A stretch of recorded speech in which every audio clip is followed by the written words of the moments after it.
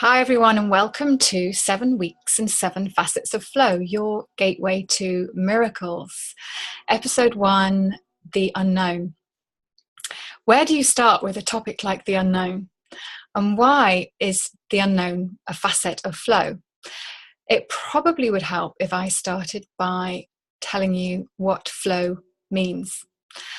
And what flow means to me, because flow is a word that is used a great deal in the personal development industry, in the mindset world. And there's a connection with that meaning that we probably have come across before, the flow state, the flow zone, if you like, in sport. But it's not that for me. And let me clarify. So flow is simply the perpetual motion of the infinite intelligence behind all life. And the reason words like universe or simply using the term infinite intelligence didn't cut it for me was that it didn't have any sense of movement and motion. And a large part, the majority of my explorations around flow have been about the cycles of life, the movement of life, the never ceasing. And that's why I use that word perpetual. We are always in flow. We're always in the motion of flow. We're always in flow motion. It's only our own personal thinking that gives us the thought, the ability to believe that we're not. And that, I propose, is where a lot of our problems come. We believe we are in control, when in fact flow is there, moving for us, endlessly, lovingly, perpetually, intelligently, working for us and through us. So when I first coined that word in the terms that I use it, it started to drop into place for me in terms of what is it that takes us back to flow, that takes us back to conscious connection to flow. And week 6 is about connection. And I'll explain to you exactly what conscious connection is in detail there. But the way that I've seen it so much more clearly is that because we're all in flow all the time and we're all connected, what is it that causes the dis-ease and causes the so-called disconnection? Because we can't ever not be part of it, because we are it and it's always there. And the way that I saw it was that we are not aware of it. We're not bringing it into our conscious awareness. So we subconsciously separate instead of consciously connecting. And I'll throw in sort of terms like this and language like this because it's what is a hook for us. But I guess I want to be really clear and say from the offset that language is one of the biggest connectors, the biggest unifiers, and one of the biggest dividers. Unifiers because it's a way of communicating and interacting and having that connection between people. But it's also up for misinterpretation or different interpretation, I guess. So the caveat being that these are my words, and my clients do use them, and it helps us to communicate and to explore and to delve in and experiment and marinate in the possibilities when you live in the unknown, when you move moment to moment. But they're not prescriptive, and I feel it really important. There's an empowerment in knowing your message, but my deeper feeling is one of humility and one of desiring a gentleness in this, and sharing it is a passion. It's from my heart, but it's not about telling. It is about sharing. It's not even about teaching, I guess. And everything that I say will have been said before. You will have probably heard before, actually, in different ways with different language. But there are so far 11 people who've signed up for this course, and those 11 people are hearing something that connects with them. And that's why there's room for everyone in this world, for everyone to share their message, whether it's from an accounting perspective, a legal perspective, a medical perspective, a personal development perspective. We all have a message to share that will link us up with other human beings, because that's innately who we are. We connect. So although we do subconsciously separate ourselves so much, and I will talk quite passionately about that probably in week 6, fundamentally we're connected, and we really can't move away from that, and that will surface for us. Even if it's not deliberate, it will surface for us now and then, in our emotions and in how we interact with people. So flow. The first facet is the unknown, for this simple reason, and that is that it's the hardest one to get our ego heads around. And the term ego, again, just means your personal mind rather than the infinite intelligent mind of flow.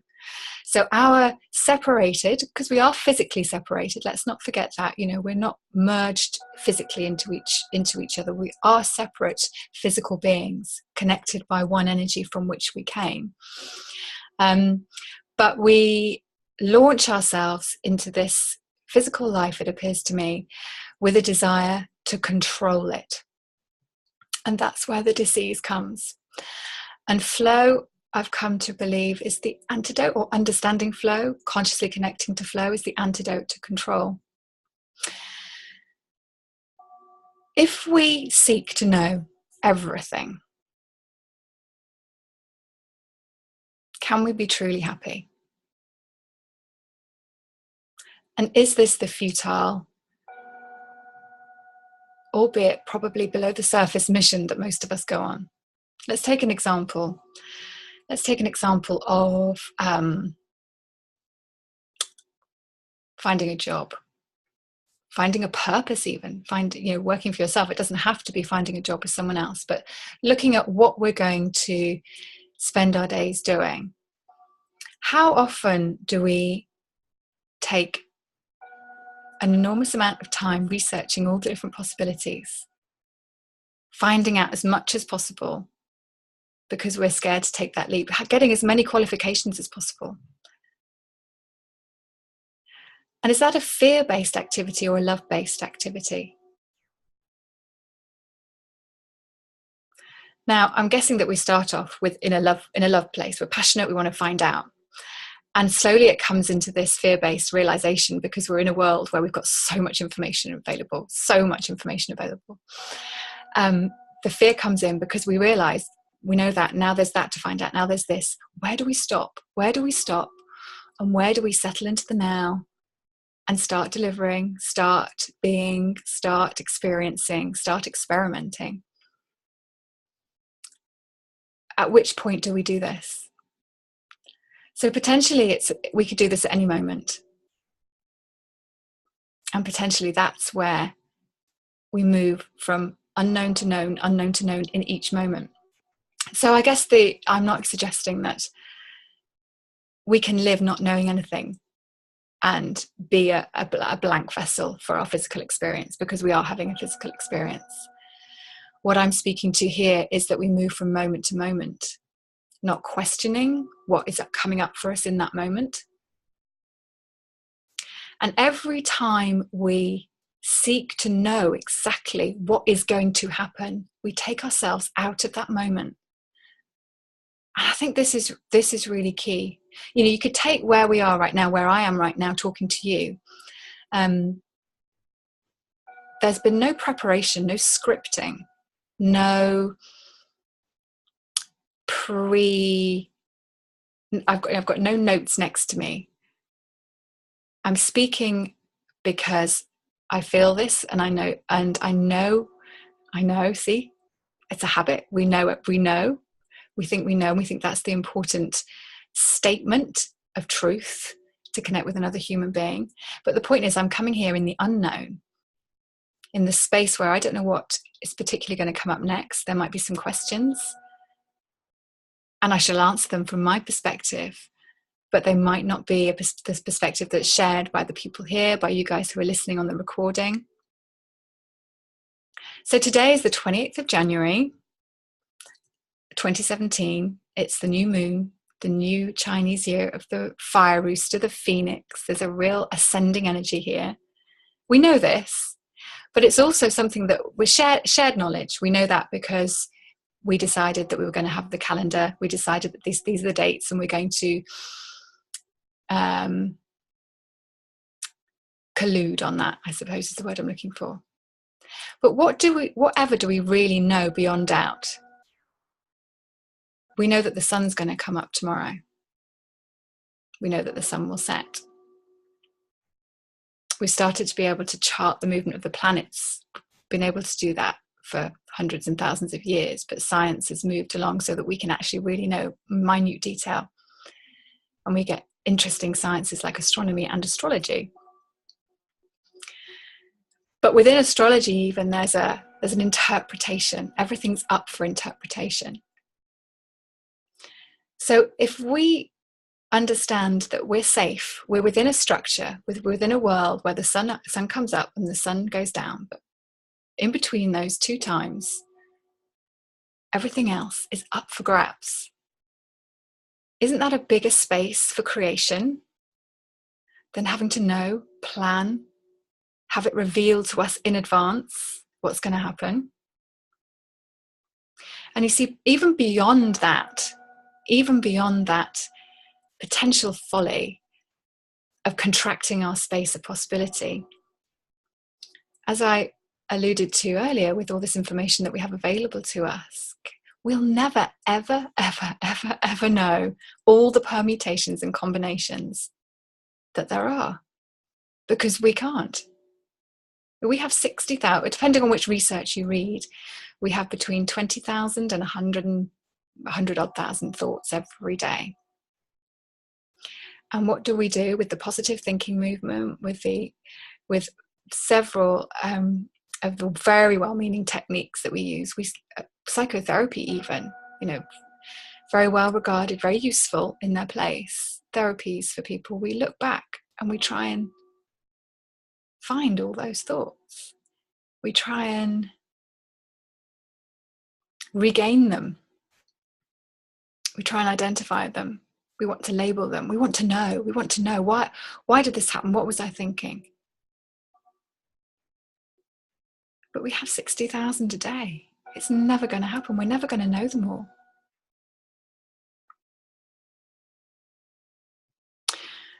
And when I discovered that every thought comes with a feeling, and this was an understanding that was presented to me via a gentleman called Sydney Banks, and if anyone's come across something that's called the 3 principles, they'll know this too. A very modest, humble gentleman who was of Scottish origin and lived in Salt Spring Island in the US. 1973, had a blinding flash of enlightenment, as countless people have before and will again, that we create our reality solely through our thinking, that the experience of life is because we're conscious, we're alive, and that's brought to life by feeling our thinking, and that there's an infinite intelligence, which he called mind, that guides us. And anything beyond that, we don't know. Anything beyond that is up for grabs. Every spiritual truth that has been put to us is simple, and we complicate everything. And that's what a lot of people call the cosmic joke. And that's why I always feel I'm onto something when it feels funny, when it feels lighthearted, when I feel a little bit of a bubble in my heart of that insignificance of myself and the ongoing eternal nature of flow, the universe. So if we have 60,000 thoughts a day and we try and track them down, we're not hiding to nothing. But what we do experience and what we do know are our feelings, because we feel it. It's embodied by us. We don't know necessarily which thought or which collection of thoughts created that feeling, but we have a feeling that we react to. I suffer from depression for 20 odd years on and off, because I thoroughly, utterly, completely believed my thinking, my depressive thinking. I thought it meant that there was something dreadfully wrong with me, with my life. I spiraled downwards because one depressive thought, another one would come because I believed it, and I was in a mire of depressive thinking that came with the feeling of depression. I didn't know what those thoughts were necessarily. Sometimes I did. but I knew how I was feeling. And when it really landed with me that my feelings come from my thinking and nowhere else, that thought is the missing link between what's going on and how I feel, that I can't have a feeling without a thought, that circumstance there means nothing without my thought of it creating that feeling, and that thought is made up by me. I started to think differently. I started to see that was an illusion, and that my feeling, if it was attached to an illusory thought, was also something that I didn't have to believe in either. And I found myself starting to be able to ride through the depression or the anxiety. Didn't enjoy it. I didn't like that feeling. But because I knew where it came from, because the magic trick had been revealed, I could just live with it. I didn't have to know why I was feeling like that anymore. And because, of course, one of the other principles, the principle of mind, the infinite intelligence of life, the perpetually flowing infinite intelligence of life, was also shown to me in a different way, I heard that too. And I heard that if I'm always feeling my thinking, and that my thought can change like that, and that I'm supported by this universe that's always moving and guiding me, what do I have to be depressed about? Because there's an opportunity in every moment to know something different. So that, I guess that was the kind of, it wasn't a massive epiphany. It took me several years. And some people, it is an epiphany when they suddenly hear something that shifts them. That shift for me was gradual. It gradually became part of my physicality. It wasn't even a changing in belief. It was just something that's gradually happened that meant that I was having happier thoughts, because I trusted in something to guide me. I could get quiet, even if I was busy physically moving around. I could quieten down, just go, it's okay, because at some point a change of thought will come, and I'll know what to do next. And it was a revelation to me. It changed everything.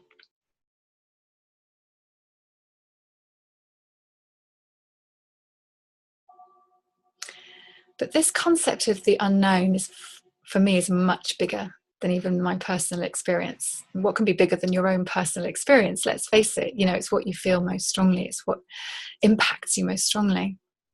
But I started to look around at the world, and I mentioned this fear versus love behavior earlier on.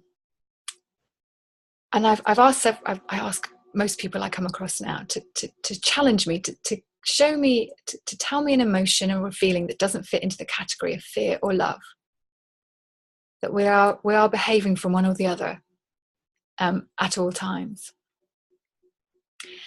And fear of the unknown, it seems to me now, is one of the most governing factors of human behavior. If you look at the insurance industry, that is a fear payment for the unknown. We're saying, I'm kind of entering challenging territory here, and I want to embody challenging, because I've challenged myself, and I don't want this course to be a soft soaping, let's all feel good all the time and not butt up against something that might feel a bit challenging to us. So if you look at the insurance industry, it's we're fueling the fire of fear. And I looked up some stats, and in the UK, it's a multi-billion-dollar industry. That's a lot of fear. If we really truly believed that there's a perpetually moving, intelligent, and loving force that moves us and that can guide us in any moment, and that the thinking that we're having isn't real in and of itself, but the feelings are, because we're physical and aren't. Isn't that great that we have a physical life to experience being alive? Would we trust ourselves more and trust each other more? Because this is a collective thing. We don't trust the other person or the result of an act of God. So this is where we'd get into the even more challenging territory. There are questions such as, what if there's an earthquake and my house falls down and I have no money to build it up again? If we truly believe and trust, we know we're going to be okay. There's another house. There's someone who'll put us up. There's an experience in that. Infinite possibilities in every single moment. We've all heard stories of one person's tragedy being another person's joy, or one person's tragedy turning into their own joy. We've all heard stories of people who rise to the challenge of having cancer and it imbues them with great vigor for life, and those who descend down into depression and fear about themselves, their bodies, their families.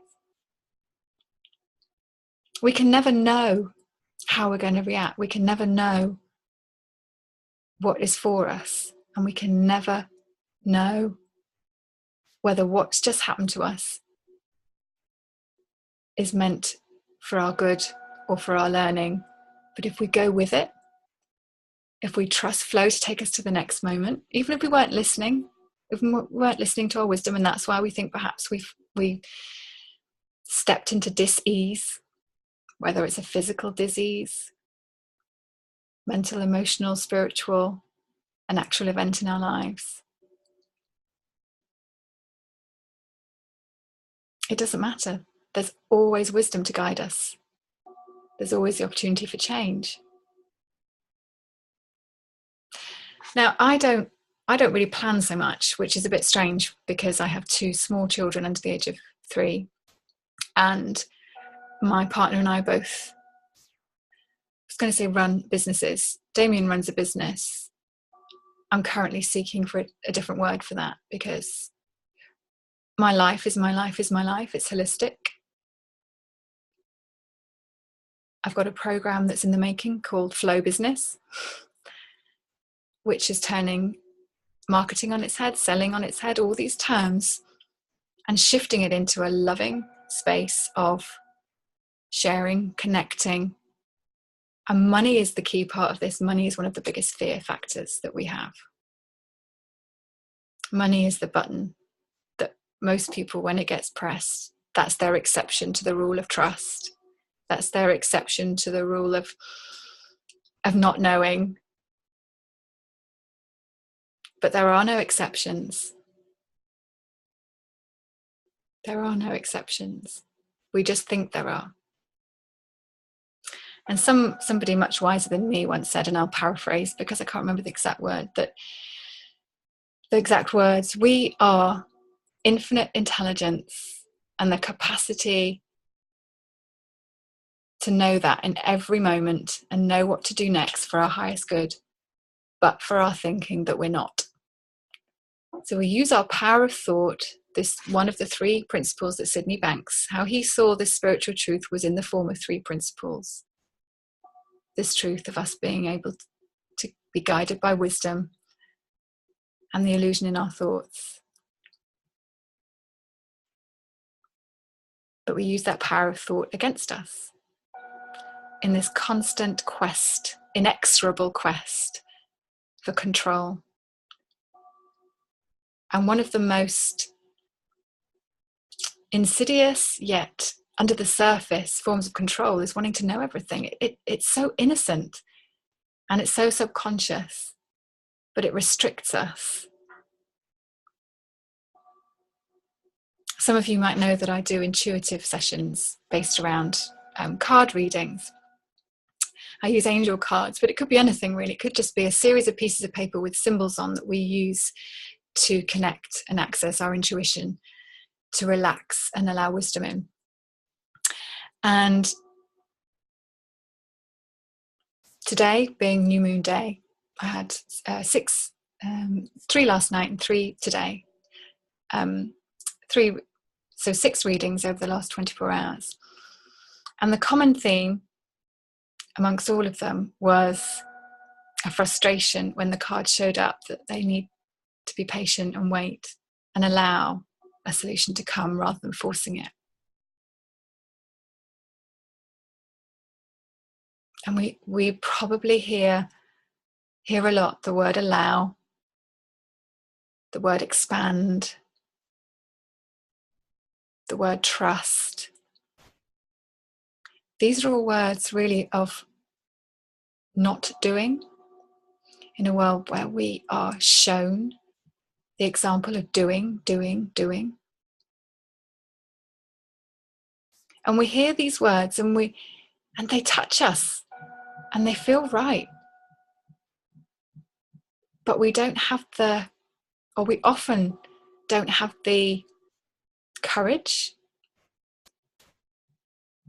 to take them on board and to experience them in our lives. That's for somebody else to take the risk.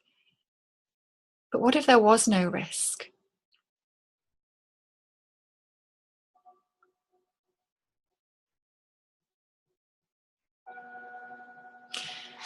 So week 8, which is the bonus week, I'm going to be talking about the natural world and the guidance system that it shows up for us, the mirror that it holds up for us. And this is why we can trust, because we see it. We see the natural world moving and shifting and shaping the day, shaping the seasons, shaping a new life without any interference from our personal fear thinking.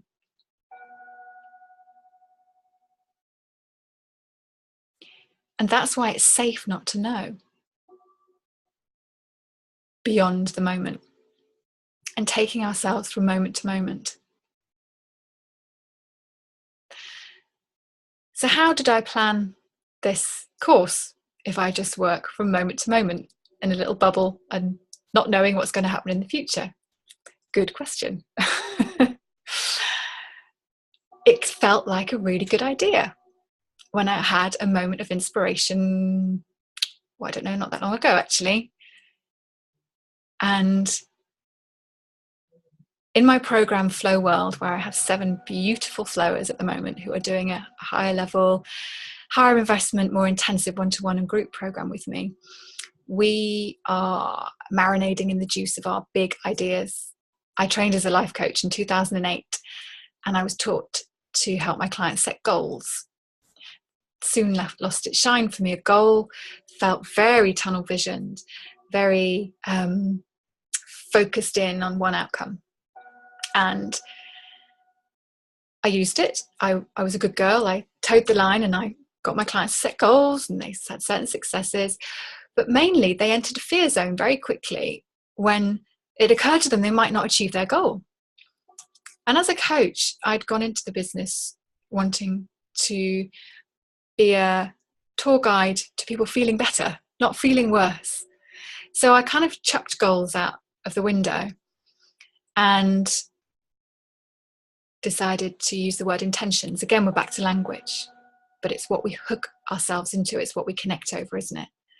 So I used the word intentions, and I remember doing a seminar called Golden Intentions, which was designed to imbue us with a sense of wonder and excitement about our intentions. But it was still something that people would get attached to.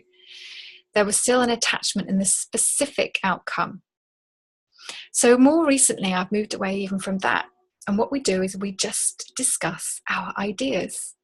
And sometimes we call them big ideas because they feel big and they're juicy. But that's the key word, they're feelings. So what we're doing when we're marinating in that idea, we can hook on some specifics and go, yeah, I think I want to work with children, or I want to teach people X, Y, Z. I want to use my music. I want to write a book. But what we're really doing is marinating in what the feeling of that is and then letting it go. So we share our ideas and we let them go, trusting that what will come to us in the form of the mini idea along the way will suit the feeling. We can try it on for size and see. And if not, let it go. Might create a massive idea that feels really brilliant one day, and the next day, it doesn't feel good. How many of us have thought, well, I've spent a lot of time and energy and effort in creating that plan, that goal, that idea. I'm not going to just let it go. Crikey. It's something that I was really passionate about. I'm just going to shove that feeling away and just keep going with it. Well, that feeling, that embodied feeling is flow, giving you a nudge and moving you out of the way for the next thing to come up. So I had an idea of running this course, and it just evolved, and it became something that happened.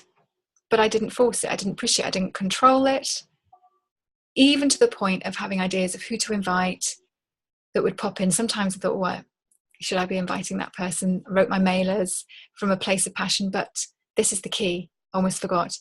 I wasn't attached to any of it. Okay, do you know what? I'm going to actually adjust that and say that there were moments when I realized I was getting attached.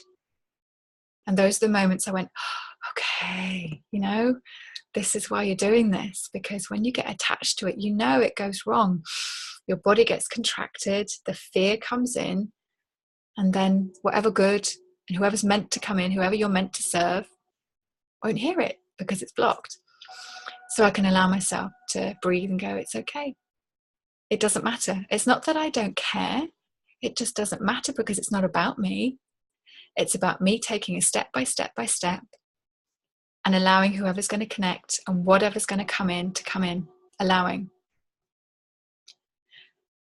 And it makes me smile, because a lot of people say this whole, say practicing non-attachment, which I guess kind of works, we know what we mean, but that's still a doing. I prefer kind of being detached, being in the moment, being in the juice of curiosity and intrigue. Will this work? The best example of that actually is Flow World, which I started at the beginning of this month, really stepping into the unknown. I set my stall up at wanting 7 people to start on the 7th of January. The price was 777, because 7 is a manifestational number.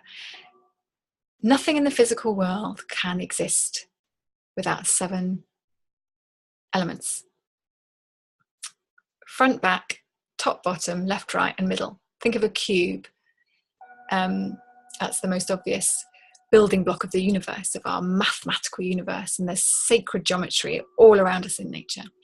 But nothing can exist without those 7 pieces. So it suddenly appeared to me that 7 was important, that we could play with this. The playfulness came back. It's like, let's play with what we can create together in a group of 7, with a price tag of 777, with a start date of 7th of January. So although I was playing, there was an element of a little bit of control creeping in, because it's like, well, I've said it's going to start then. There was nothing universal. There was nothing in nature that was saying that. As it happened, and I'll kind of make it a shorter story than it was, it fully started on the 12th of January, which was the full moon. The program was full when the moon was full, and I didn't push and force it. I just kept moving day after day, going, this still feels good. I still think Flow World's going to happen. I'll just keep moving. It turned out that there are 2 couples in the program who shared a space. So they share the one-to-one flow healing and flow coaching sessions, etc.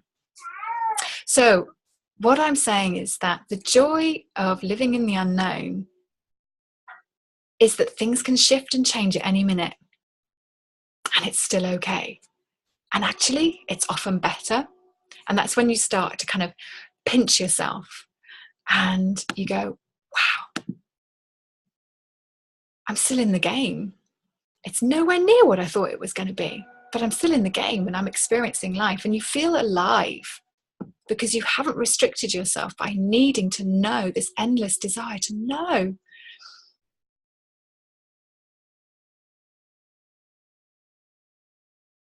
So from a physical or a metaphysical point of view, even, the feeling of unknown is expanded. So if we take a deep breath in, our physical bodies are expanded and we have more space. And that's a mirror to the energy of allowing things in. That's why so many people do breath work, yoga. That's why so many people put so much importance on the breath. Yes, it's our life. It's our life force. But it's also the means by which we move, by which we cycle, and every moment, in and out, in and out.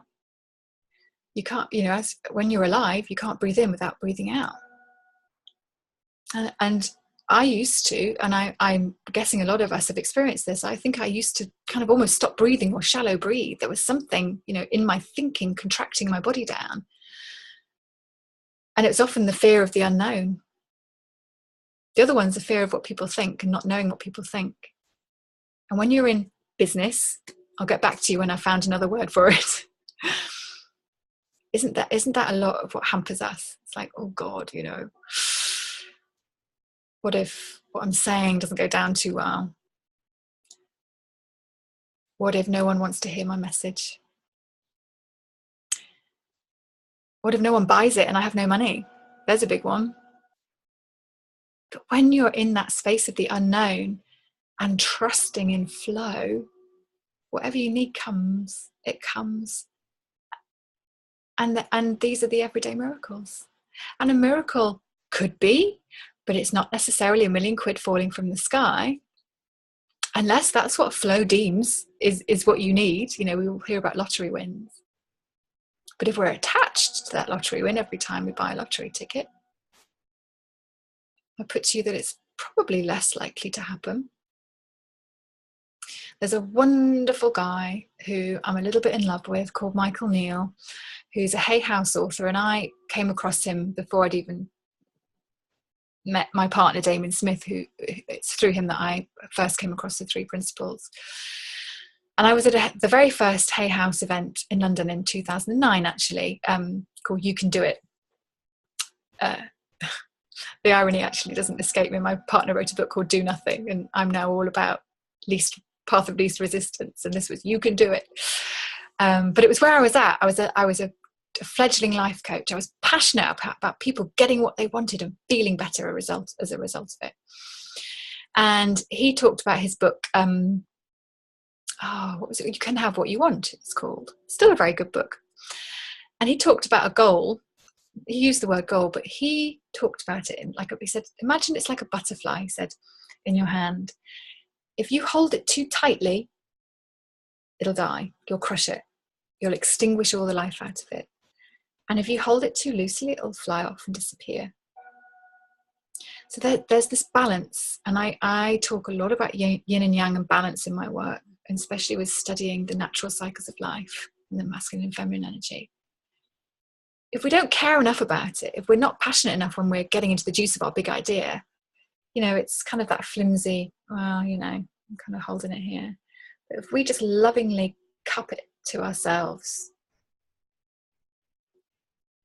it will find a way out if it's not meant to stay.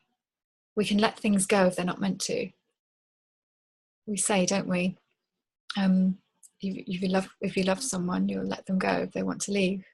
There's so much wisdom in music, so much wisdom in the expressions and phrases that we use. But when it comes down to actually embodying it in our lives, some of us can't seem to get beyond the fear. And I've called this course a part of it is a bridge back. It's a bridge to flow.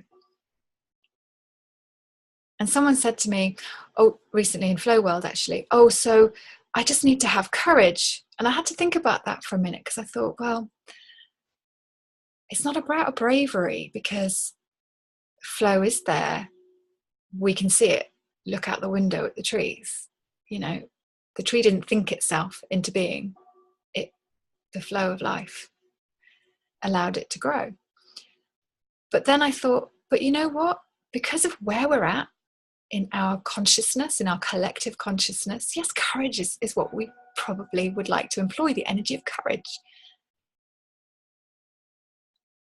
Because it's like courage is almost like a bridge between fear and love. We're not totally in the fear zone. We might not have been able to get into that feeling of trust, allowing, flow, expansiveness yet. But we're willing to be courageous and experiment.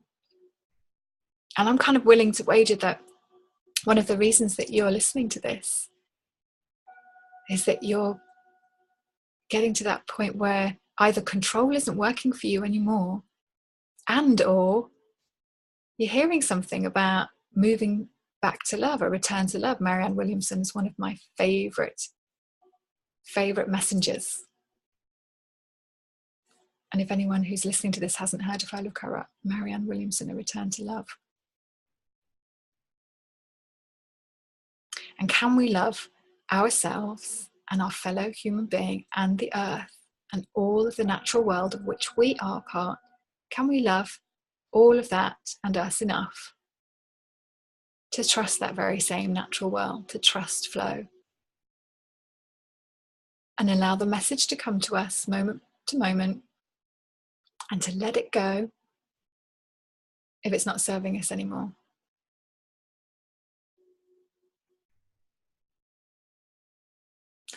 So I'm just looking at the time. We're 45 minutes in, and I do want to say a word about the past, because I touched upon it earlier when I talked about mental and emotional therapy, psychotherapy, etc., which in some modalities goes back into our past to try and examine what happened, examine our thinking, get us to relive what happened. Don't know about you, but that doesn't sound like the best idea. And in the context of this episode, the unknown,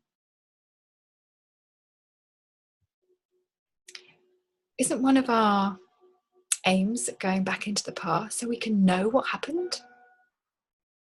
We talk about buried emotions and buried feelings, and if we could just surface it and heal it. Yeah, and maybe sometimes that can work, but just like any tool or technique that we, clever man that we are, clever men and women, clever human race, we devise tools and techniques to overcome this fear and this lack of trust that we have, really, don't we? To try and, short circuit our success. So we go back in and we say, if I could just know what it was, just know what it was that caused my depression. There must be a cause. I must go back and relive all the crappy feelings and events and stuff that I didn't like very much, and see where the cause was, and then I can heal it and move on. The past it's not even a memory unless you have a thought of it as a memory, because that's what memories are, thoughts. Past doesn't exist. It literally doesn't exist. I wish I were an expert in quantum science. I wish. It blows my mind. But there's a part of it that talks about time and how everything is actually happening all at once, that there really is no time. And I explore this a little bit in my work, because we've all had that experience of time going fast when we're having fun, time going slow when we're having a bad time. So we know that our experience of time is part of our thinking reality, part of our illusory reality. I'm hoping that in explaining that and saying it in that way, you can see that time isn't just a finite thing. Our experience of time can change. So, given that we're starting to see some of this science come up, does that help us? Does that help us to know that it doesn't matter not to know? To leave the past and be here now. So much talk about not worrying about the future or obsessing over the past. So much. And there's very good reason for that, because neither can be known. All we know is now. And any thought that we might have that takes us into the future is supposition, is guessing. Takes us into the past is similar, because we're still trying to solve a puzzle that doesn't need solving. All we know is what is going on right now. And once that now is gone, were we right? What was going on there? Now we know what's going on now for us, because we feel it.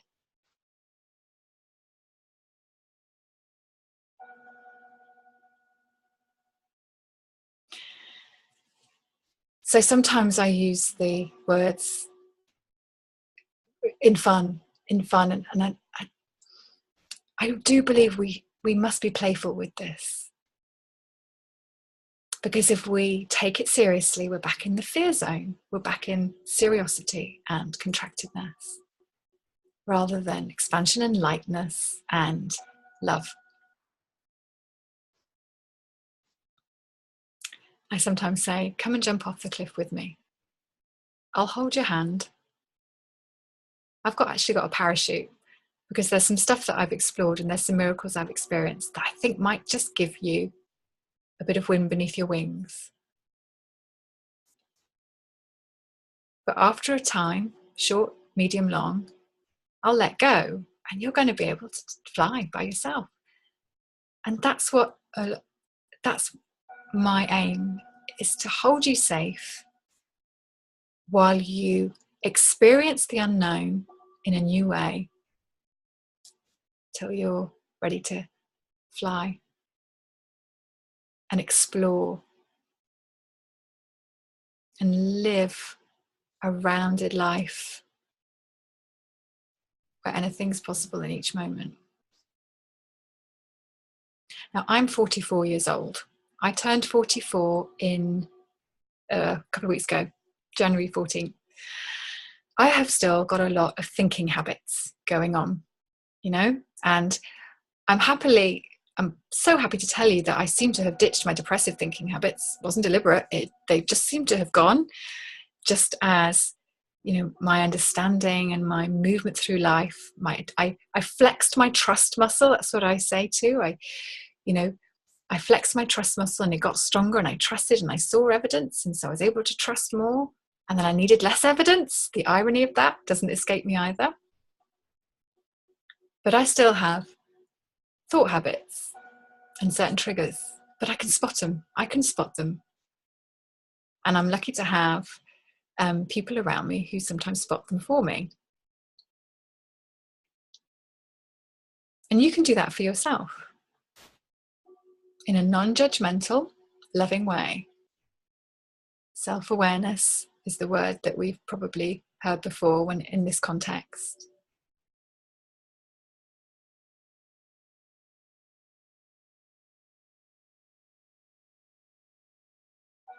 So when you're flexing your trust muscle, you don't need to jump off that cliff to start with. Start small.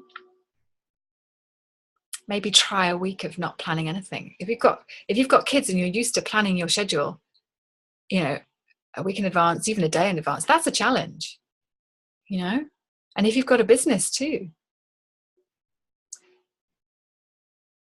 scheduling every weekly episode in this course for 7:00 on Saturday night is something that I thought, it's really not what I do anymore. We schedule, and if things change, we move it. And often things don't, and that's fun. And that's cool. It's not like I'm deliberately going to shift things because I'm living in the moment, man, and it's going to change. So, I'll make an appointment to give you a flow coaching session at 10:00, but it might be 11 or 12. That tends not to happen, because when you trust, things kind of slot into place, and it's like, oh yeah, it's 10:00, so that's my session. But if it doesn't, that's okay too. And my terms of agreements with my clients now are based around mutual respect, love, and trust. And those are the words that I use. I don't specify if you I've just got distracted by Karen saying that she jumped off a huge cliff 3 years ago. And it was amazing, and the universe caught her. Wow. So yeah, my contracts with my client, and that word contract is contracted. It's like squeezing your space of interaction with your client into a small kind of mealy mouthed space of like, if you must work like this because this is how it works best for me, and or whatever it is. And, and I kind of say that with love and fun, because I understand why people want to know what the outcome is going to be if a certain different thing shifts, and like this permutation and that combination. But we can't know all permutations and combinations. We're all hiding to nothing. So I prefer to work in that expanded space between myself and my client of mutual trust and love and appreciation. And so far, it's worked. I might have to change a session. They might. I don't then say, right, you've forfeited the money you've paid for that session. No. If I can fit them in, and so if I can't, maybe they would have to forfeit it, but it's each case in individual, mutually agreed and respected consideration, moment by moment. So I don't decide in January for a 6-month program what might be the outcome of something that might have to shift in July, because that's the future. I don't know what's going to happen in the future. So it's different, and it tests me sometimes. It tests me because I kind of sometimes find myself tempted to fold back into what I think people might expect of me, but then that goes back into the fear of not knowing whether they're going to be okay with that. And I'm now okay with not knowing. I'm now okay with finding it intriguing to not know, and allowing the space and keeping that space open. ... I write ... a lot, actually. I've realized in the copy that I write when I'm talking about my programs and things. So we're coming up to the hour, and do you know what? There's a lot of things that I jotted down at 4:00 this morning, because it was a new moon and I was in an inspirational space after 2 days beforehand of being really emotional and flat and thinking, oh my God, who am I? What's going on? And I wrote down some stuff about the unknown, some stuff that inspired me and excited me. And I knew that whatever I said today in this space that I left, that I didn't know about, I didn't quantify, didn't plan, didn't put my bullet points down, trusted that whatever I say will be for the highest good of everybody listening to this. You guys listening to this live now, the guys who haven't been able to make it, and those who listen to this next week, next year, whatever. I'm recording this deliberately to share, to put out there in a detached way, to see who's interested to hear it. So I'm going to sign off now, sending you loads of love and hoping that you will join me for episode 2, which is being unclear. So you could probably write your own episode now, having heard about the unknown. And I invite you to jot down any questions that have come up from this episode on the next one, if something comes up for you in between. Otherwise, I'll sign off. See you for episode 2, and have a wonderful evening, afternoon, morning, whatever time it is where you're at. Bye-bye for now.